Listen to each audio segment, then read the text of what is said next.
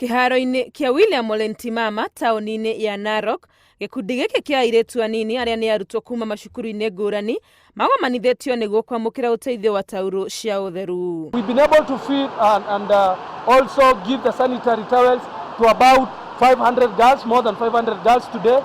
Ihinda-inĩ rĩrĩ arutwo makoretwo mũciĩ nĩ ũndũ wa COVID-19 nĩ kumĩrĩte riboti cia airĩtu anini gwĩkora mogwati-inĩ matiganĩte makĩgeria gwetha njĩra cia kuona indo ta taurũ cia ũtheru iria mabataraga o mweri. Na wamekuwa wakipitia changamoto mingi kwa sababu ya COVID-19.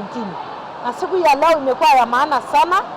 Tunasema asante kwa sababu ya Peace Association, Narok County. The reason as to why we are focusing on these girls is because of the cultural practices that have been intimidating their lives. Wazazi wana hustle, yes, lakini pesa haitoshi. Since kuna wengine wadogo nyuma yangu, so vitu kama sanitary towels hizo zinakuwa mzazi afikiri kuzihusu, anafikiria about venye mtakula, venye mtalala na pia venye mtasoma. Ũteithio ũyũ mamũkĩrĩte ũbangĩirwo kũmatirithia ihinda-inĩ rĩa mĩeri ĩna yũkĩte, ũtana ũrĩa ũhotete ngoro cia amwe ao o nginya magaita maithori ma gĩkeno. Tume appreciate kupata vitu kama hizi sio easy, especially sisi wenye tumetoka ghetto.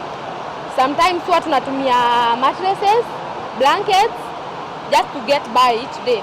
Tunasema thanks. Thanks a lot. Thanks a lot. Kaunti ya Narok nĩ kũmwe gwa kũrĩa kũmũrĩkĩtwo nĩ thirikari nĩ ũndũ wa gũkorwo na mũigana mũnene wa airĩtu anini arĩa moragĩra na kwaga kũrĩkia gĩthomo kumana na ũhoro wa kuohanda marĩ anini ona kana kũhikithio kĩa hinya. Ngĩribotera Inooro TV, rĩtwa rĩakwa nĩ Wangui wa Mwangi.